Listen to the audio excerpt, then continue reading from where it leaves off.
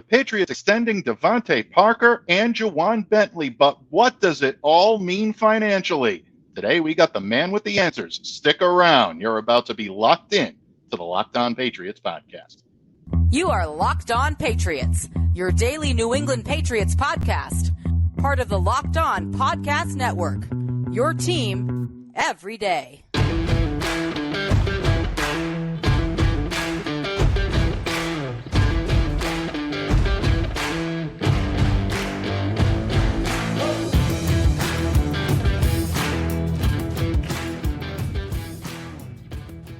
Hello to all of you Foxboro faithful. Thank you once again for making Locked On Patriots the daily part of your New England Patriots coverage and also your first listen every day. Remember, Locked On Patriots is free and available on all platforms, so subscribe or follow for free wherever you listen to podcasts to get the latest episode as soon as it's available. I am your host, Mike Debate, and I cover your New England Patriots for Patriots Country of Sports Illustrated. So reach out to me and let me know what's on your mind on Twitter at MDABATENFL. While you're out there showing some love to the Twitterverse, please be sure to follow the Locked On Patriots account as well at LO_Patriots. And Pats fans, I thank you for joining me here today. What a show we've got for you.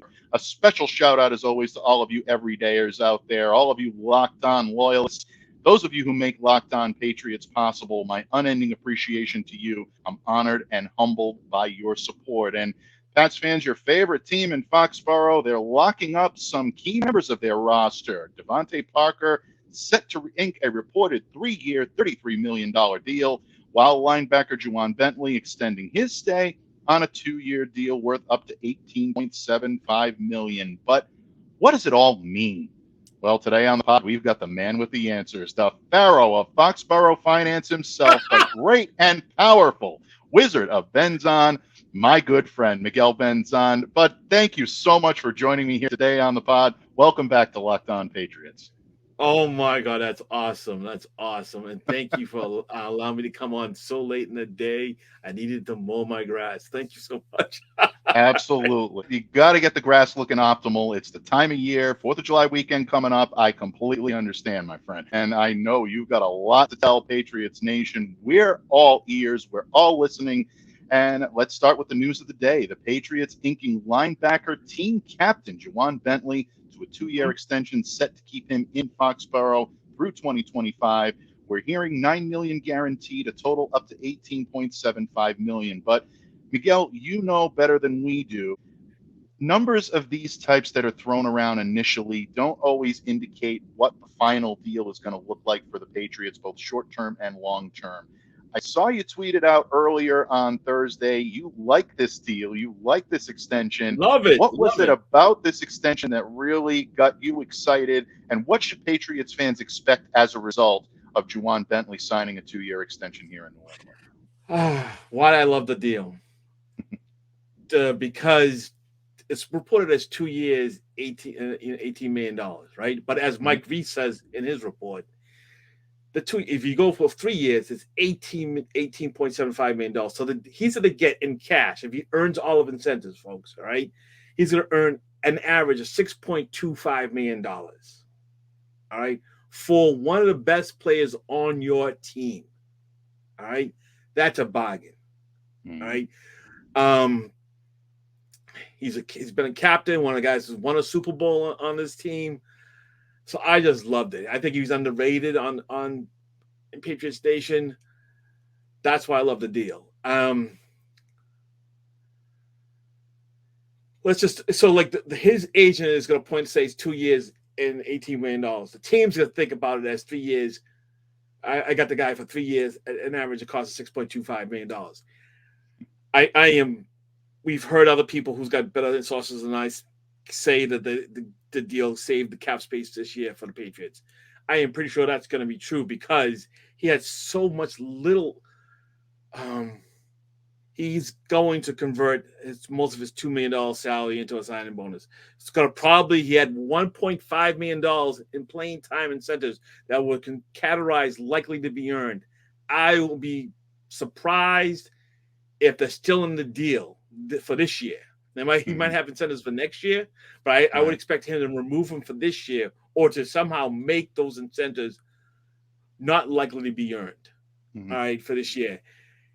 He earns $30,000 a game for each game he's active. And since he was active last year for every game last year, his total active roster bonus amount is $510,000, 17 times $30,000. Mm-hmm. Okay. My guess they might raise that amount because they've been standardizing on $1 million. All right, for other players on the team, he had a lower amount. But we'll see. It's a great deal. I don't know the details, and this being coming on a Thursday on a holiday weekend, I will be pleasantly surprised if we hear about the details before the holiday. But as soon as I know, you can trust me, I will be out and publish and show you the breakdown between the difference between his old cap number and his new cap number. And for folks, let me just talk about his old cap number. It's $5.05 million. So I doubt his cap number is going to be less than that. I know people have put it out there. All right. Okay, folks, I'm going to have to call some people out. All right. I'm not going to give them names. But, folks, if you're going to go to the Over the Cap website and use their data, all right, to say that the Patriots have got $2 million in cap space and saves in that, please know how OTC came up with that number. All right.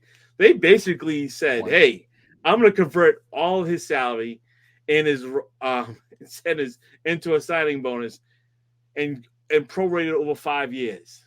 Mm. All right. His deal is not, as far as we know, his deal is not for 5 years. All right. And he's going to get more than his $9 million guaranteed. Is most likely to get at least half of that in the signing bonus over 3 years. Right. So you can't get to, if he has a minimum salary. And let's say he's $4.5 million signing bonus. Divide that by 3, that's 1.5. There goes. You can't get to $2 million savings. All right. And the people did that with DeVante Parker. Everybody was saying $3.7 million. Oh, I'm like, what? Where did they come? And then I did some. I'm like, let me just figure how they came up with that number. I figured it out manually on my Excel workplace, and then I went to OTC, and that's where they got it. $5.7 million and $100,000 off-season workout bonus for DeVante Parker. Right. You know, and they came up with that number. That's just wrong. All right. Unless he took a pay cut, that's the only way you can come up with $3.7 million. But these people who are saying it aren't saying he took a pay cut. They're just saying they went to the OTC site, doesn't give him credit in the tweet, and says $3.7 million. Right. That's all I got. That's my little rant for today. I know I usually set the record straight later in my appearance, but it was just right then and there. It came to my head. I want to make sure I got it in. Nope. No, and I think it's important, especially knowing the news of the day with Ja'Whaun Bentley's extension. And a lot of people are excited about what this may mean for the future. And we're going to get into that in just a moment. Patriots fans, thank you for tuning into today's episode so you can enjoy the wisdom and counsel of the great and powerful Wizard of Benzan himself, Miguel PatsCap Benzan. But please remember that today's episode is brought to you by our good friends over at FanDuel Sportsbook. Take your first swing at betting MLB on FanDuel and get 10 times your first bet amount in bonus bets, up to $200. That's right. Just bet $20 and you'll land $200 in bonus bets, win or lose. That's $200 you can spend betting everything from the money line to the over-under to who you think is going to hit the first home run. All on an app that's safe, secure, and super easy to use. Plus, when you win, you can get paid instantly. There's no better place to bet on MLB than FanDuel, America's #1 sports book. So sign up today and go to FanDuel.com/lockedon to get up to $200 in bonus bets. That's FanDuel.com/lockedon. FanDuel, official partner of Major League Baseball. It also kind of worked tandem hand in hand with the news from Wednesday evening, and that was that DeVante Parker, who had been subject to some rumors regarding his future here in New England. Some people were thinking he might even be on his way out because of a $6.2 million non-guaranteed salary if the Patriots were to cut him loose. They extend him now 3 years, $33 million. We're hearing reports about $14 million guaranteed. Again, these are preliminary numbers. They're not really necessarily indicative of the impact that this is going to have on the Patriots. What was your reaction to Parker's deal, and what does it mean financially for the Pats? Okay, the first thing I took out of it is Ian Rappaport took time to mention the per game active roster bonuses. Mm-hmm. Mike Reese then uses the word heavy. He said heavy roster bonuses. DeVante Parker was earning $31,250 every time he was active for a game. He could max out at $500,000. He didn't have to be active for all 17 games. So he'll only be active for 16 games to get the $500,000. When Mike Reese says heavy, that tells me they have increased that amount. All right, it might be, and we're going to talk later about the how I would give out a deal to DeAndre Hopkins. He might have tripled his number, or even went into $100,000 per game, or even went to 70, at least probably doubled, or at least got to the $1 million number. All right. The other thing I noticed in Ian's report, he said $14 million guaranteed. Didn't say $14 million fully guaranteed, which he used fully, that word fully, for Bentley. Right. Didn't use it for Parker. And folks, what does that mean? The difference means when you not use the word fully. That tells me that there's some injury guarantees in the deal. And if DeVante Parker is healthy, all right, and he still has an injury guarantee, the Patriots could cut him and be off the hook of the guarantee, right, which is so team friendly. And then when you see that it's 3 years, $33 million, just happens to be around the same number as Jacoby and Juju, and those guys got incentives. It tells, and then you hear about Mike V saying DeVante Parker has an all-pro incentives. I don't know how much he has in incentives in his deal. That's something we'll learn. All right, but I'm pretty sure a good portion of that $33 million is incentives and him being active for every game. And if he hits, let's just say he earns all $33 million, all right, then he has become a tremendous bargain. Because if you're playing at an all-pro level, all right, the other guys are making $25 million. Justin Jefferson is soon going to make 30. So he's going to be, if he makes all of his incentives, he's going to be a 50% bargain. 50% bargain on his team. Exactly. And it also tells me since it's not fully guaranteed, I'm pretty sure it's $14 million fully guaranteed means, hey, it's not really a 3-year deal. It's probably a 2-year deal, and let's see what happens for the 3rd year. It might even be a deal like, hey, we can cut you roster cut down in 2024 and create cap space, or trade you anytime in the 2024 season and create cap space. We don't know, but that's what I'm leaning towards. I don't know that for a fact, but I'm just leaning towards that. Let's just talk about the elephant in the room. Did they do these deals to acquire DeAndre Hopkins? Nah. I think I've said this if you folks, you've listened to me now, you heard me say this to Mike many times. Right. One player's deal typically does not affect another player's deal. The Patriots before these deals had $14.1 million in cap space.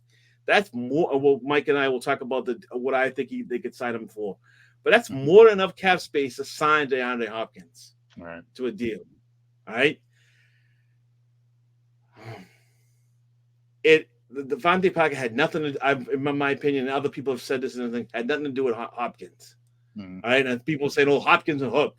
All right, and Dalvin Cook. All right, they were saying that after the Parker extension. Now they got the Bentley extension, so it can't be both. Right? That argument went away with the Bentley thing. It is for me. There's I was talking to a couple of people why they did this now. All right, which is kind of surprising. All right, it's in the early end of June. Most teams have gone on vacation, and you're hardly ever hearing other teams extending players. All right, which cracks me up that some people just automatically go in and criticize the Patriots for extending players when the rest of the NFL aren't doing it and doing the same thing. All right, they're just gone vacation. It's just what it is. So there are a couple of reasons why they probably did these deals. A, they want to get the value in the value down, right? They want to keep those players in the future, and based on the total numbers, and if they hit the incentives, if they hit all incentives, there'll still be bargains.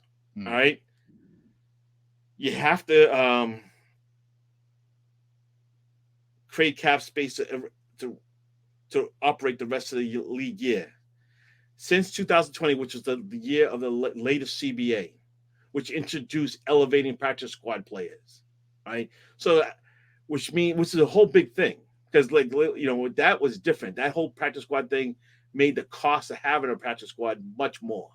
Right? It used to cost $2 to $3 million a year. Now it goes up to $4 to $5 million a year. All right. So since 2020, there's been 3 seasons.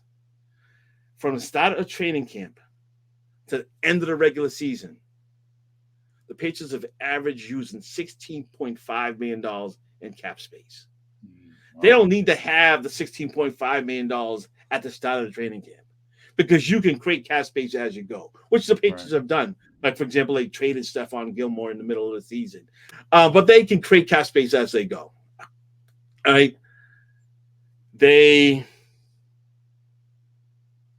may want to create cap space to extend some of the 2020 draft picks, right?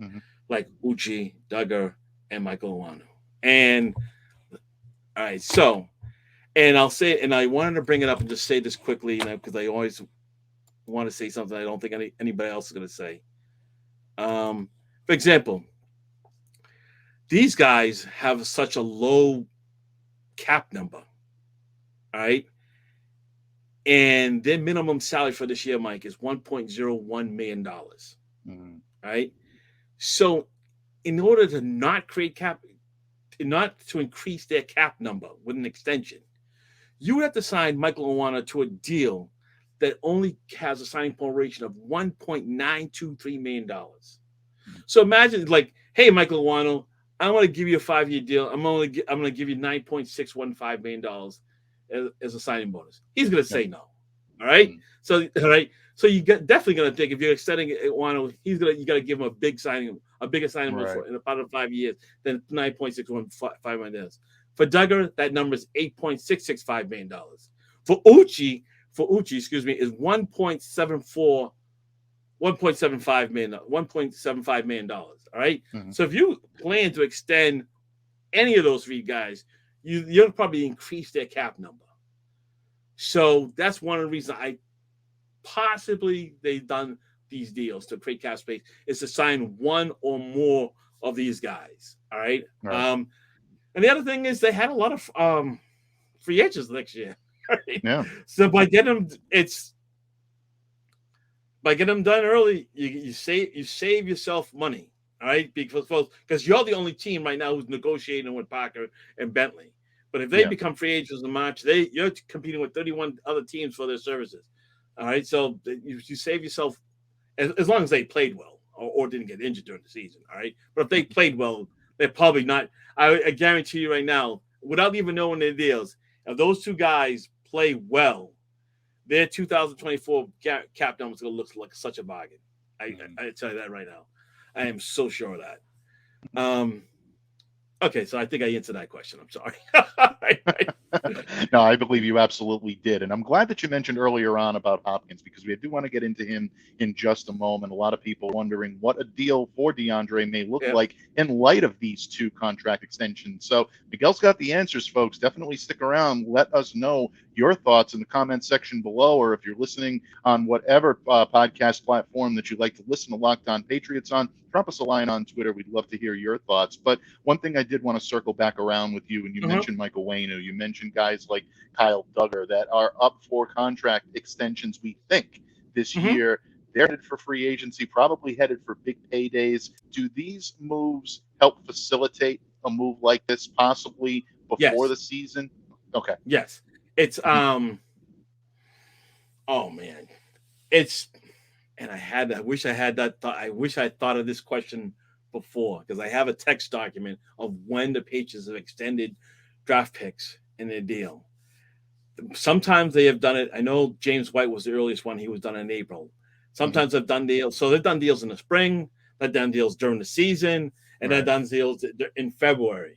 All right. Fowler's gonna go on record. Let's go on record. All right. Let's go on record. I expect them to sign Uche to extension before the end of the regular season.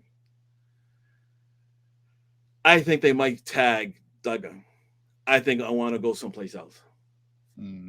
I think he leaves in free agency. I think they have drafted so many guards the last couple of years. I just don't. I think they're preparing for Wanu's departure. No, I mean, he is one of the more beloved guys on that offensive line. Murph and I talk glowingly about Michael Waynu each and every week here on Locked On Patriots. But you look at what they've done in bringing in Antonio Mafi, bringing in City So, guys that are capable of playing that position. You have to wonder if the Patriots are back building. I think that's an excellent point, and maybe a difficult one for Patriots fans to hear. Patriots simply cannot bring everybody back, folks, and sometimes highly sought after free agents end up finding greener pastures elsewhere. Excellent point, Miguel. You draft for the future.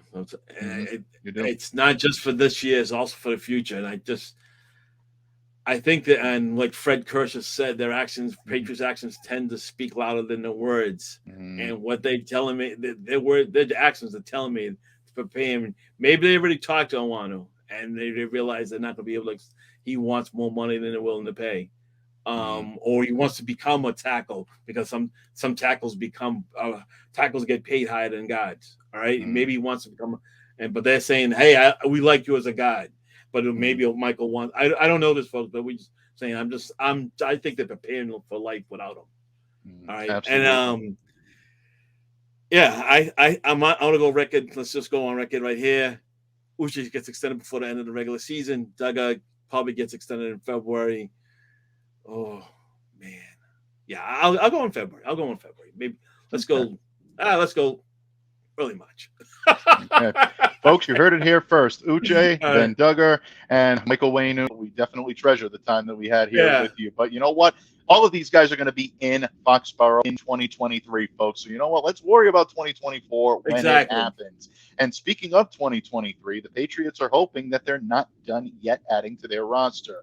A lot of you out there are clamoring for a big-time wideout, and DeAndre Hopkins would fit the bill nicely. How can the Patriots make it work financially? Miguel's taking all of the guesswork out of it for you, folks. In just a moment, the Wizard Benzan shares his potential predictable deal for DeAndre Hopkins when this episode of the Locked On Patriots podcast continues. Patriots fans, thank you once again for making Locked On Patriots a daily part of your New England Patriots coverage. Don't forget, we are your team every day. And speaking of your team, we're going to close the month out in style here on Friday with the resident voice of reason. Steve Balistreri is once again back at PatsFans.com. Steve and I are going to talk about what the extensions of DeVante Parker and Ja'Whaun Bentley mean on the field. So be sure to stay locked in. But today, you are locked in. You are riveted by the very words of the great and powerful Wizard of Benzan, the Pharaoh of Foxboro Finance.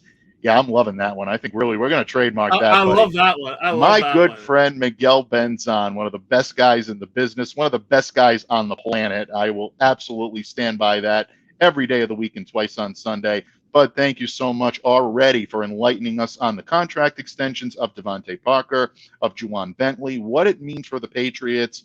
But let's face it, folks, everyone out there is wondering, can the Patriots still make this work with DeAndre Hopkins? Bringing back DeVante Parker made some people a little bit nervous that maybe the Patriots were moving on. You can make that argument maybe on the field. They're two very similar type receivers. DeAndre probably getting a little bit of the nod based on his resume and based on his prowess, but financially, Miguel, you told us in the last segment that this is not really a move that's going to preclude the Patriots from going after DeAndre Hopkins. You figured out and predicted a deal for DeAndre. Oh, yeah. Floor is yours, my friend. Take us home today. Okay. Let us know what we can expect from a potential deal here between Hopkins and the Pats. All right. So I'm just basing, let's just think about it, that the Patriots have competition for Hopkins. Mm-hmm. All right. And that he wants to at least match what OBJ got. Mm-hmm. OBJ got a 1 year, $15 million. All right. I propose a deal that averages out $15 million over 3 years. I don't expect him to play all 3 years. All right.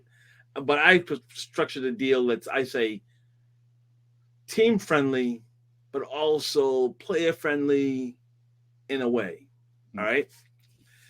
So, Mike, if you could bring up the deal. I will. There we are. Okay.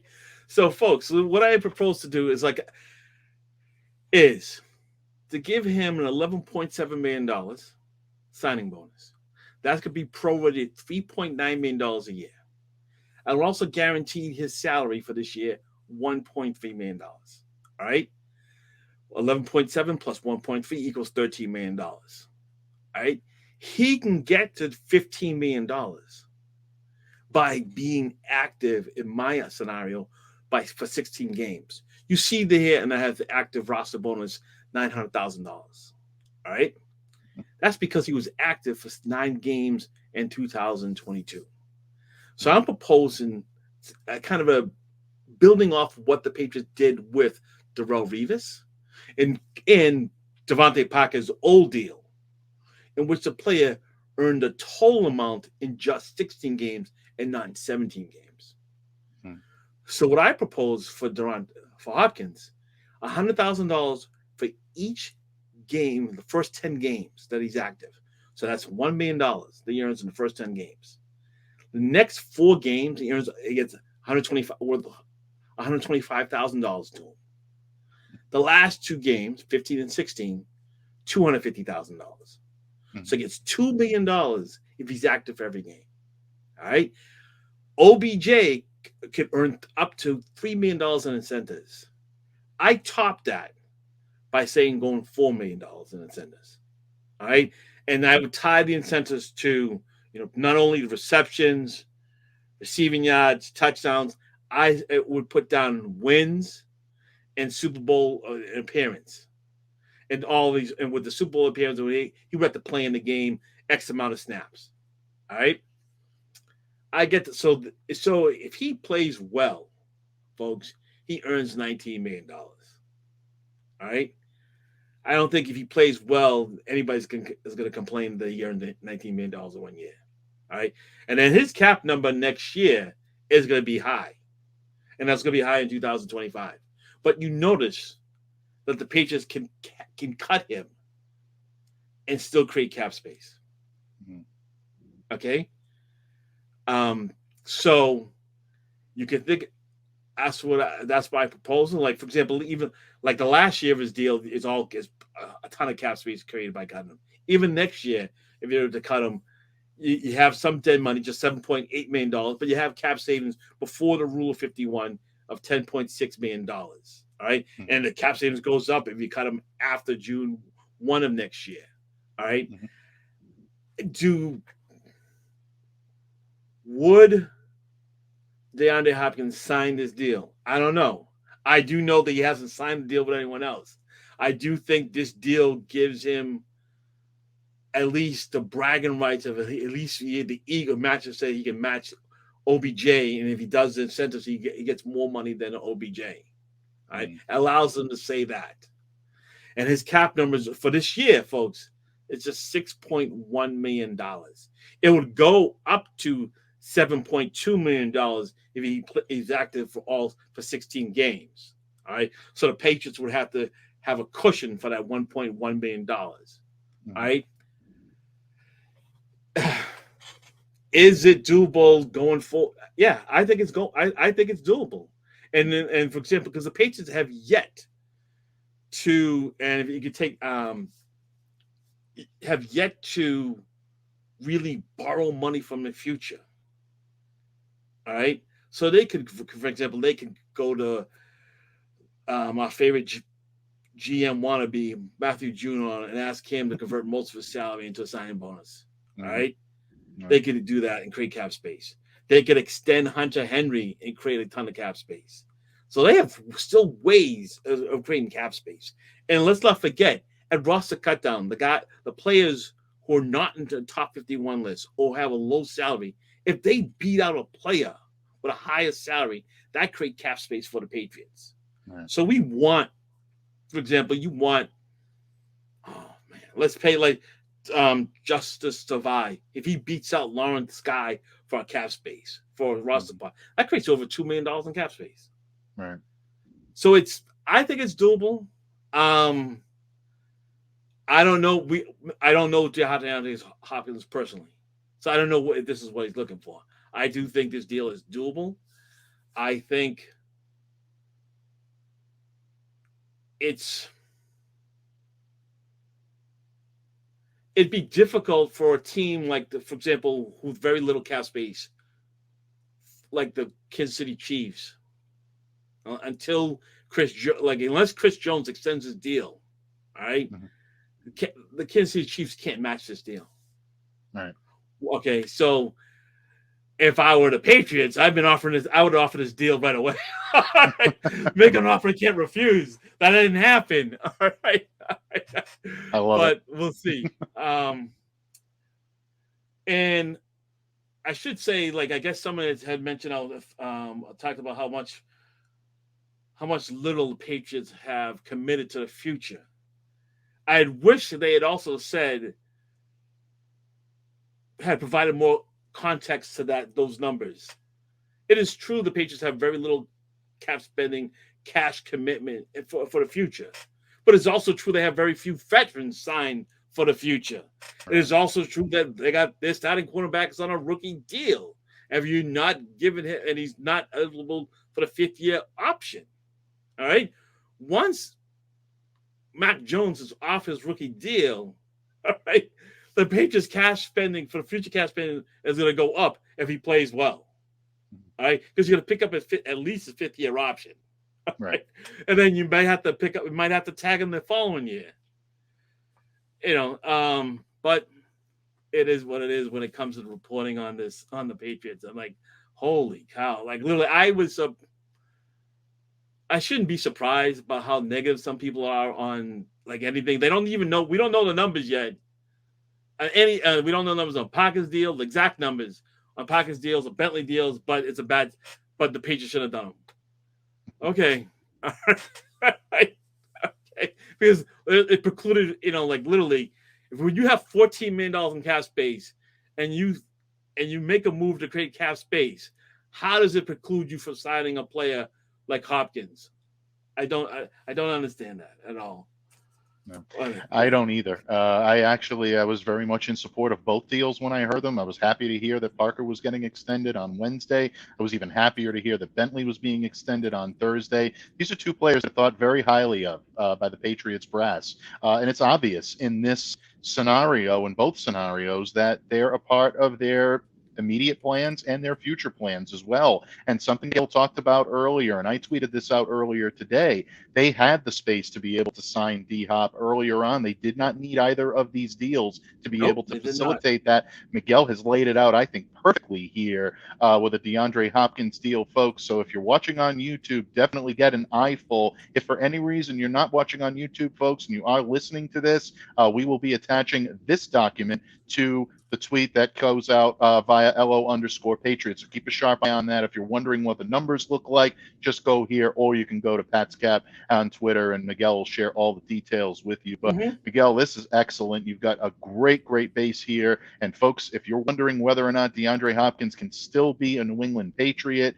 Miguel has laid it out financially. He absolutely can be. Don't forget, tomorrow here on Locked On Patriots, Steve Balistrieri and I are going to tell you why, logistically, on the field, from a Patriots player perspective, these two guys can fit and coexist on the field at the same time. Great stuff. You will not want to miss it. But, Miguel, it wouldn't be a trip here to Locked On Patriots if I did not give you the opportunity, before I let you go today, my friend, to set the record straight. It's a segment unique to Locked On Patriots. We love it. We're honored that you choose us as the vehicle by which you can do it.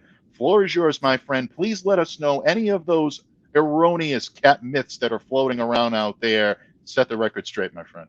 Okay, I already talked about how people said the $3.7 million thing for the savings for Parker, and by using the OTC number. All right, that's one.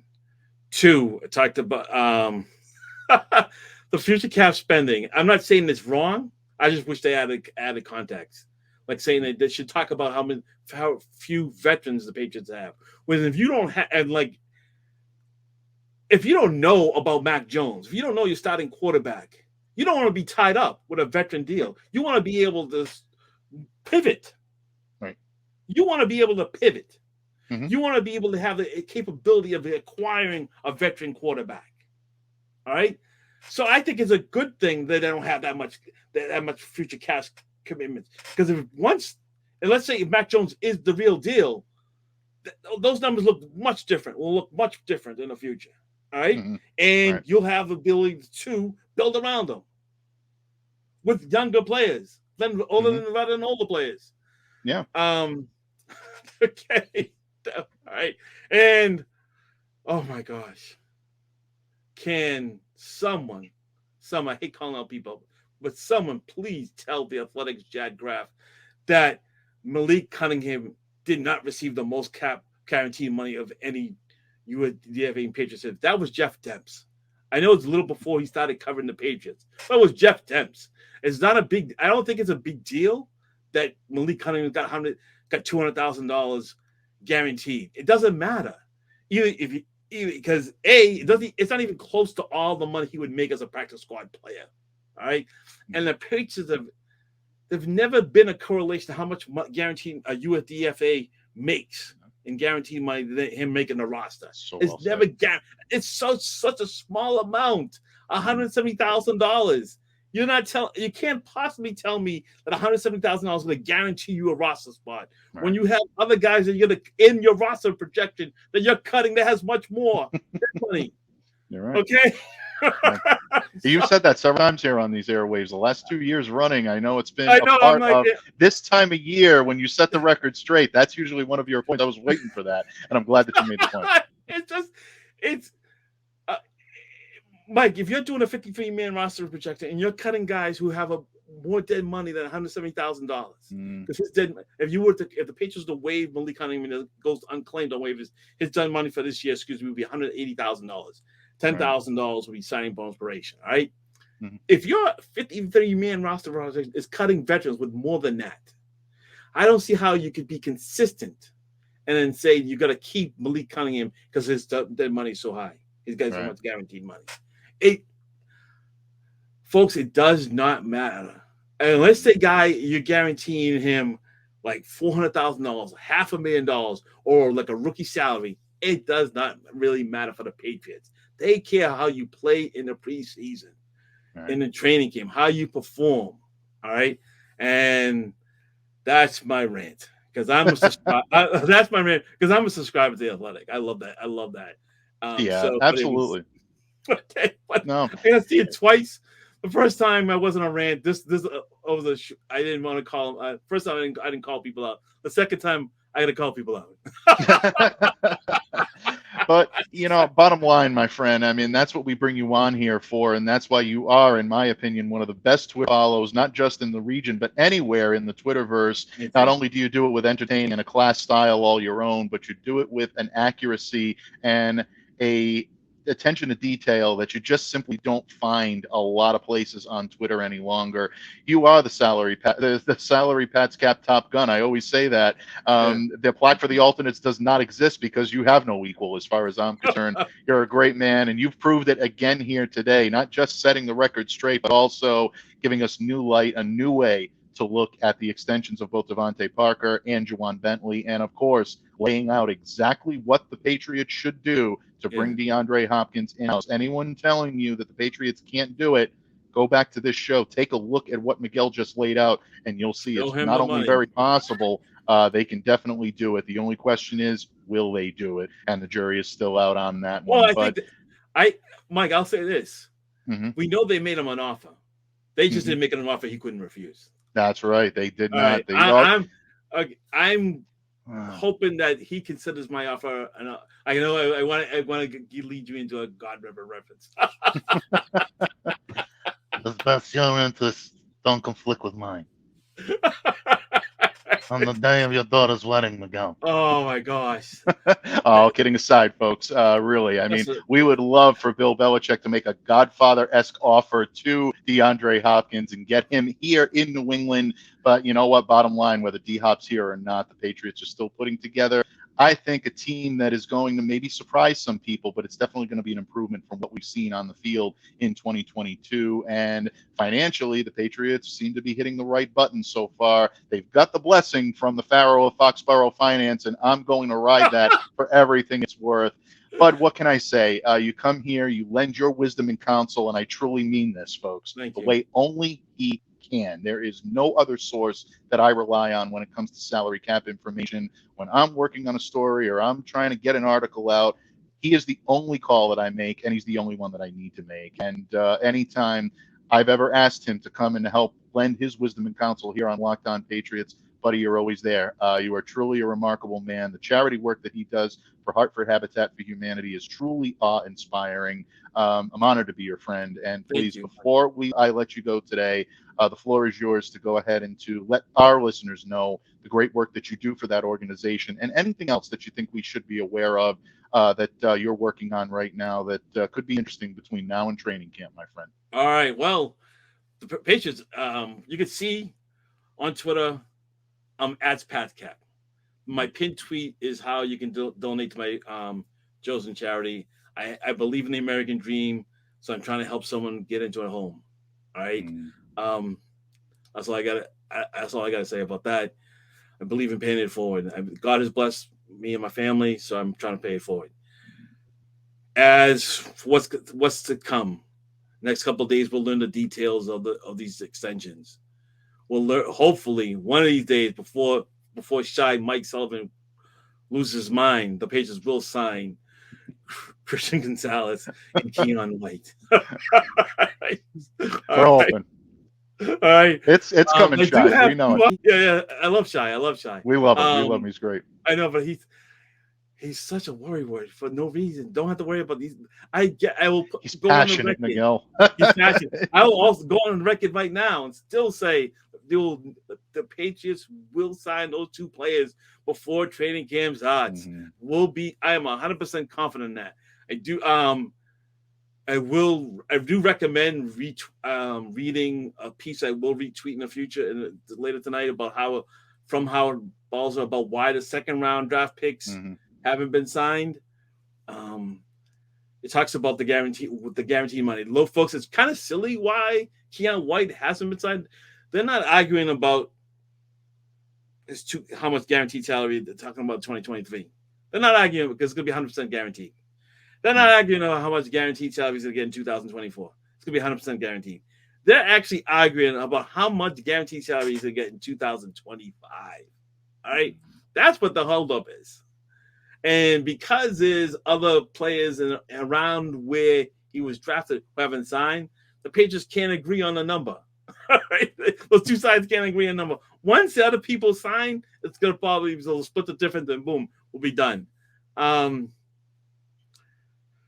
What else? And they got two open spots. One of them hopefully is for D-Hop. All right. And we don't have time to talk about I wish I talked too long, but let's talk about Dalvin Cook. I'll just try to do something in a minute. Folks, why I don't think the Patriots are going to sign Dalvin Cook. He's going to be on this team. He'd be RB2. I think Stevenson's the better running back. If you pay whatever you pay Dalvin Cook, all right, this year, Stevens is going to look to better that as the RB when he tries to get extended after this year.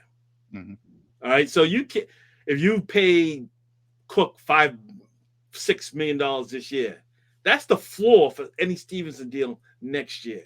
Right. All right. Think about that when we keep on people saying, what about Cook? What about Cook? I'm thinking that the best way to get Stevenson cheap on a long-term deal is not to sign a expensive veteran right now. Okay. That's all I'm going to end. I know we want to have a time limit. That's my ending. Sorry.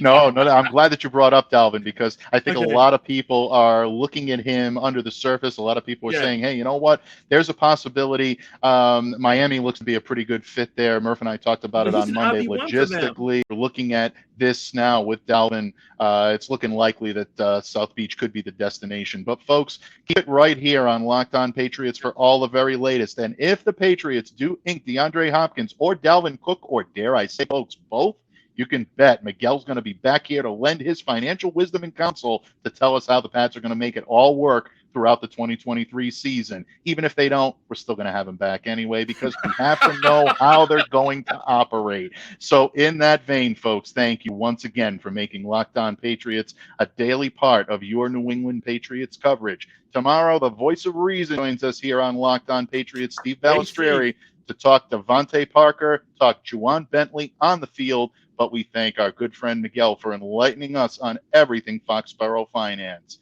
Until tomorrow, Foxboro faithful, I am Mike Debate. Once again, stay safe and stay well. Be the change that you wish to see in the world. Have a great day, everyone, and we'll see you again here tomorrow on Locked On Patriots. Oh, look at that.